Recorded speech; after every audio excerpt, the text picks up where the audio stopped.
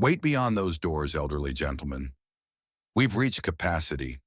These words cut through the air as he stood silently beneath the downpour, drenched completely, never uttering a complaint. But within half an hour, a midnight black government vehicle arrived and a high-ranking military officer emerged, scanning every face in the crowded room before demanding, "I need to know where my commanding officer is."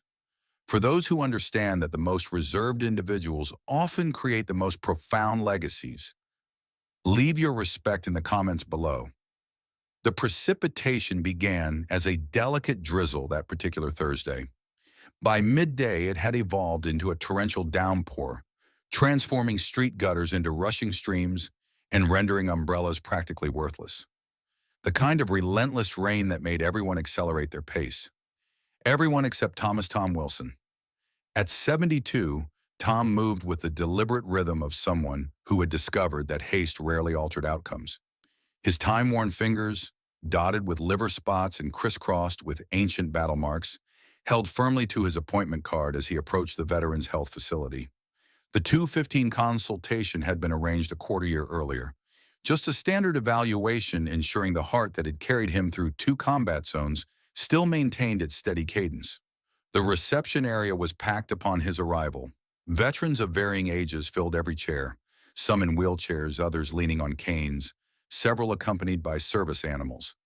A mounted television played silently in the corner, news captions scrolling across the bottom. Tom approached the reception desk, his rain-soaked clothing leaving small puddles on the polished vinyl flooring. "Thomas Wilson," he stated quietly, "I've got a 2:15 appointment." The receptionist, youthful and overwhelmed with 3 flashing phone lines, barely lifted her eyes from her monitor. "Wilson," she typed rapidly, then frowned. "I'm not finding you in our system." "I have the reminder right here," Tom said, sliding the appointment card across the countertop. "Dr. Ramirez, semi-annual checkup." She examined the card, then typed again. "Oh, your appointment was changed. A system notification went out last week." "Nothing reached me," Tom replied, his tone remaining even. No blame in his voice, just a simple statement of reality. The receptionist exhaled, not unkindly but with visible fatigue. "I apologize, Mr. Wilson. We're at maximum capacity today. There's nothing available." Behind Tom, a line of veterans was forming. The rainfall outside had intensified considerably. "When might I be seen?" he inquired. "You can reschedule for next week, or—" She surveyed the overcrowded waiting area. "You can wait outside. If anyone misses their appointment, we might fit you in. But honestly, returning tomorrow would be more practical." Tom nodded once. "I'll wait." "Sir, we genuinely have no space inside. You'd need to wait outdoors. And considering this weather—" She let the implication hang unfinished. "I understand," he responded. She had already shifted her attention to the next person in line. "Sorry, sir. You'll have to wait outside, old man. We're completely full." Tom turned away without objection. He carried no umbrella. His lightweight jacket provided minimal shelter, but he walked outside and positioned himself on a bench beneath an inadequate overhang, where rainwater still splashed against his footwear and collar. He sat motionless, hands folded in his lap, patient, without complaint. The downpour saturated his clothing, plastering his thinning silver hair against his scalp. A young nurse hurried past, hunched against the elements. She glanced at him with momentary concern before rushing inside. A security officer stepped out for a cigarette break. "Miserable weather, isn't it?" he commented. "You all right there, Pops?" Tom nodded silently. "Rough situation," the guard remarked. "Poor old fellow." Then he extinguished his cigarette in a puddle and disappeared back into the building. What nobody revealed was that the quiet elderly gentleman sitting uncomplaining in the deluge had once directed hundreds into combat, had made split-second decisions saving countless lives, had received decorations for courage under circumstances that remained partially classified. Inside the facility, operations continued uninterrupted. Veterans were summoned for appointments. Documentation was completed. Prescriptions were dispensed. The organized complexity of healthcare proceeded forward, unaffected by the man patiently enduring the downpour outside. Sarah Martinez, a junior administrative assistant, was organizing documents when she overheard the front desk receptionist mention the name to a colleague. Had to send an elderly man named Wilson outside to wait. Scheduling confusion. Sarah paused, a folder suspended midway to the filing cabinet. Wilson. The name triggered something in her memory. Conversations during family gatherings. Childhood stories. Her father, now retired Colonel Michael Martinez, had mentioned that name with profound reverence. "Excuse me," she said, approaching the reception desk. "Did you say Wilson?" "Thomas Wilson." The receptionist nodded absently, already focused on another task. "Yeah, scheduling mistake. Nothing could be done. Do you know if he served in Afghanistan? Operation Mountain Shield?" "No idea. Just another elderly veteran." "Why?" Sarah hesitated. "Just curious. My father served there." She returned to her workstation, retrieved her phone, and composed a message to her father. "Dad, there's an elderly veteran named Thomas Wilson sitting outside our facility in the downpour because of a scheduling error. Wasn't that your commanding officer in Afghanistan?" 3 minutes elapsed. Then her phone illuminated with a response that made her stomach tighten. "Exactly where?" Then another message. "Is he still there?" "Don't let him leave. I'm coming immediately." Sarah moved to the window and observed the solitary figure still seated on the bench, rain now cascading off him as though he were part of a water feature. He hadn't repositioned himself, hadn't sought better protection, hadn't voiced any complaint, just sat, waiting with a dignity that constricted her throat. She quickly confirmed his presence to her father, then approached her supervisor. "Sir, I believe we have a situation developing." 22 minutes later, the distinctive rumble of a powerful engine cut through the rainfall's percussion. A black government-issue SUV pulled directly in front of the medical facility's entrance, ignoring the prominent no parking signs. Colonel Michael Martinez emerged, not bothering with an umbrella. Though retired for 3 years, he still wore his uniform with the meticulous precision that had characterized his 3-decade military service. Rain immediately darkened the shoulders of his jacket as he strode purposefully toward the entrance. Once inside, he didn't pause at reception, didn't complete any sign and procedure. His commanding presence, perfectly erect posture, and the quiet authority that required no announcement caused conversations to falter as he moved through the waiting area. Water dripped from his cap onto the floor, marking his path with dark, circular patterns. He halted in the room's center, surveying the space with the practiced efficiency of someone who had assessed far more hostile environments. His voice when he spoke carried without shouting, the command voice that had directed troops through dust storms and enemy fire. "Where's my commanding officer?" The room fell silent. Even the television seemed to lower its volume in response. The receptionist who had turned Tom away looked up, confusion evident in her expression. "I'm sorry, sir." "Commander Thomas Wilson," Colonel Martinez clarified, each syllable precisely articulated. "Where is he?" The supervisor emerged from his office, drawn by the disruption. "Sir, how may I assist you?" Colonel Martinez turned, his expression unchanged. "You left Commander Wilson sitting outside in the downpour."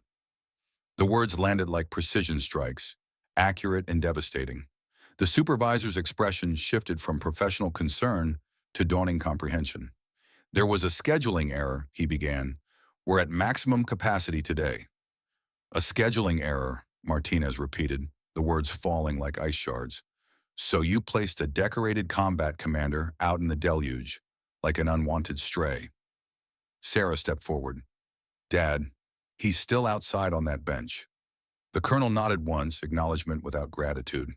His focus remained locked on the supervisor in the now silent waiting area.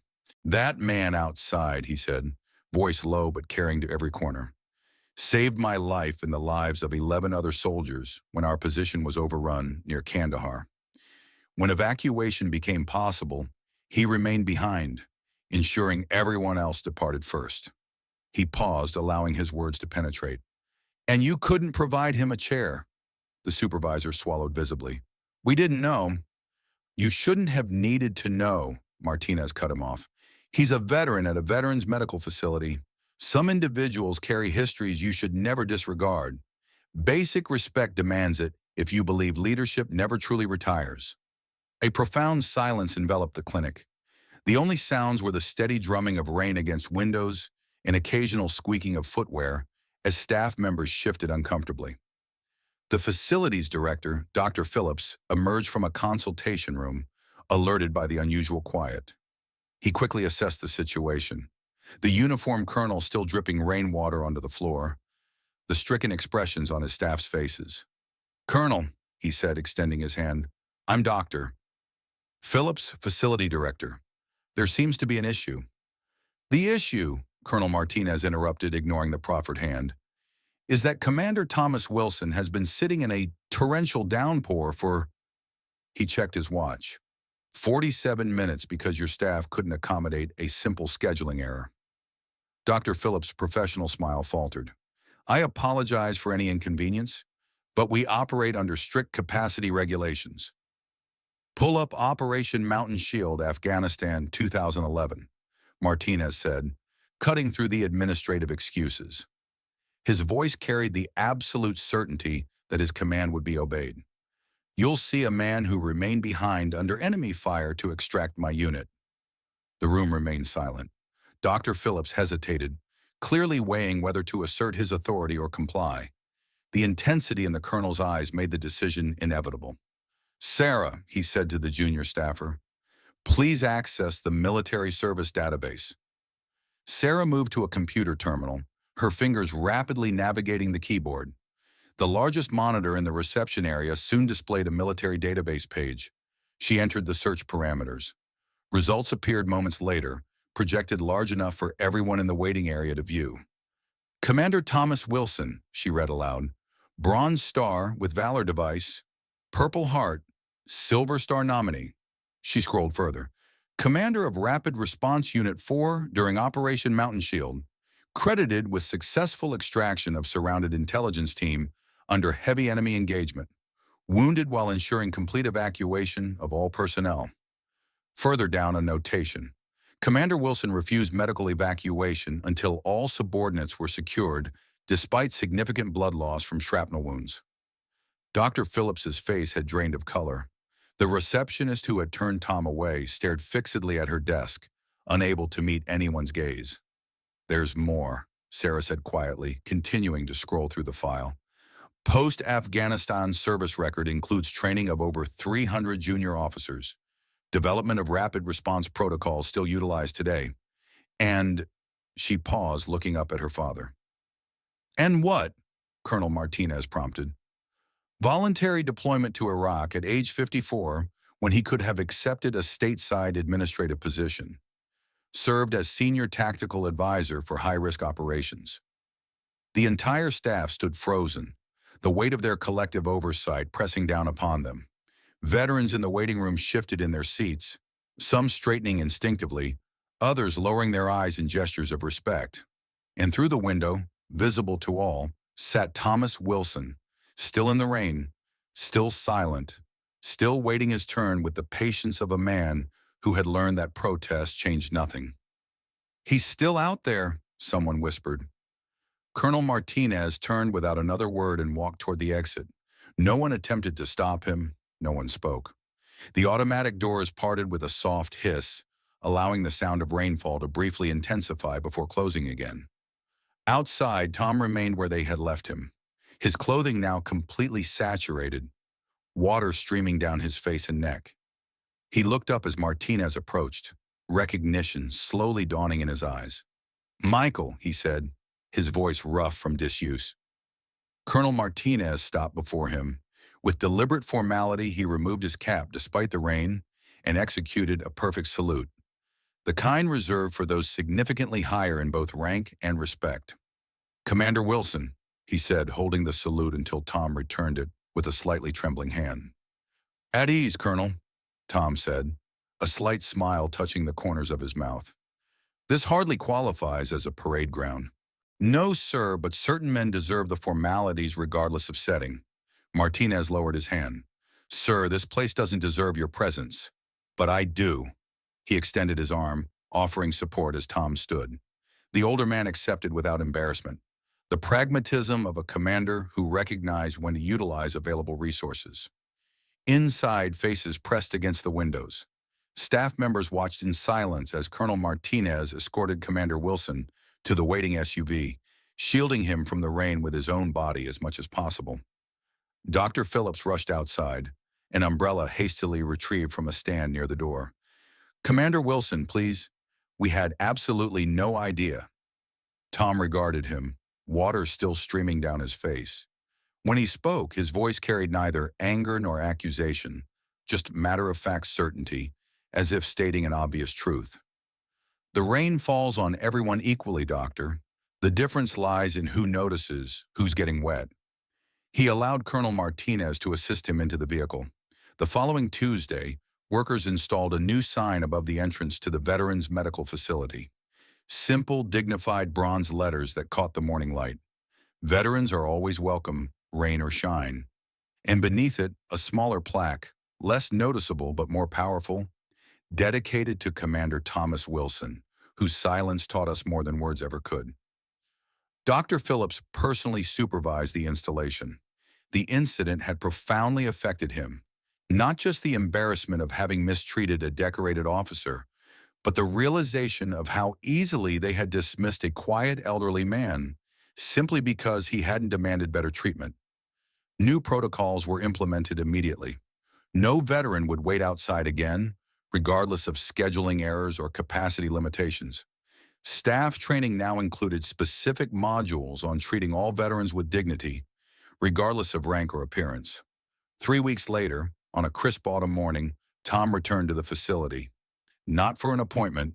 Colonel Martinez had arranged for him to be seen at the officer's medical facility instead, but carrying a large cardboard container. The receptionist who had turned him away recognized him instantly. She stood, uncertain what to say.